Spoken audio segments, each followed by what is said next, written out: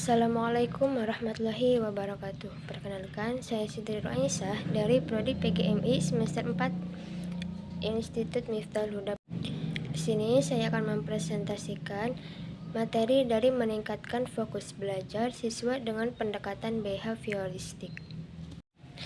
Identifikasi masalah pembelajarannya, yaitu dalam studi kasus ini, seorang guru kelas 4 SD menghadapi kendala karena siswanya sulit fokus saat proses pembelajaran. Mereka hanya menunjukkan minat saat diberi permainan edukatif atau tugas praktek. Masalah utamanya yaitu rendahnya perhatian dan motivasi siswa dalam mengikuti pembelajaran konvensional yang cenderung pasif dan kurang interaktif. Teori yang saya ambil dari kasus ini yaitu teori behavioristik. Teori ini merupakan pendekatan dalam belajar yang menekankan pada perubahan perilaku yang dapat diamati sebagai hasil dari interaksi antara stimulus dan respon. Teori ini menganggap belajar sebagai proses yang terjadi melalui penguatan, hukuman, dan pembentukan kebiasaan tanpa menekankan proses mental internal seperti pikiran atau emosi. Tokoh penting dalam teori ini yaitu Ivan Pavlov, John B. Watson, dan B.F. Skinner. Alasan saya memilih teori ini karena teori ini menekankan pentingnya stimulus, respon, dan penguatan dalam proses belajar.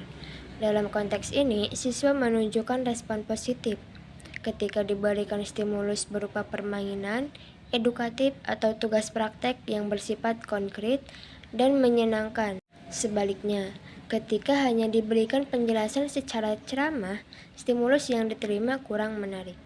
Selanjutnya yaitu skenario penerapan teori behavioristik dalam pembelajaran. Untuk langkah awal, guru bisa melakukan pembelajaran dengan memberikan pertanyaan pada materi dan memperlihatkan video singkat yang menarik.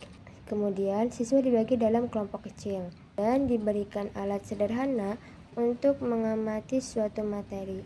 Siswa mencatat hasil pengamatan dan mendiskusikan. Kelompok yang paling aktif dan tepat dalam mengidentifikasi materi diberikan pujian, stiker, bintang, atau poin tambahan. Lalu guru memberikan umpan balik langsung yang positif saat siswa menjawab dengan benar. Setelah praktek, siswa mengerjakan kuis seperti Kahoot atau kuis tertulis. Setiap jawaban benar diberikan poin dan hasilnya diumumkan di depan kelas. Jika ada kelompok yang tidak fokus, mengurangi poin sementara, tapi memberikan kesempatan untuk menambah poin. Dengan menjawab soal tambahan melalui di akhir, guru menutup penjelasan dengan bermain tebak-tebakan untuk memperkuat konsep. Yang terakhir yaitu refleksi pribadi. Dari kasus ini, saya belajar bahwa pemahaman terhadap teori belajar sangat penting dalam merancang strategi pembelajaran yang efektif. Teori behavioristik mengajarkan bahwa pembentukan perilaku dapat dilakukan melalui penguatan yang tepat. Sebagai calon pendidik, saya menyadari pentingnya mengenali karakteristik peserta didik dan menyesuaikan pendekatan agar proses belajar menjadi menyenangkan, sekaligus bermakna. Teori ini membuka wawasan saya bahwa perilaku siswa yang tampak negatif bukan berarti mereka tidak mampu, tetapi mungkin metode yang digunakan belum sesuai. Mungkin hanya itu yang saya sampaikan. Wabillahi taufiq wal hidayah. Wassalamualaikum warahmatullahi wabarakatuh.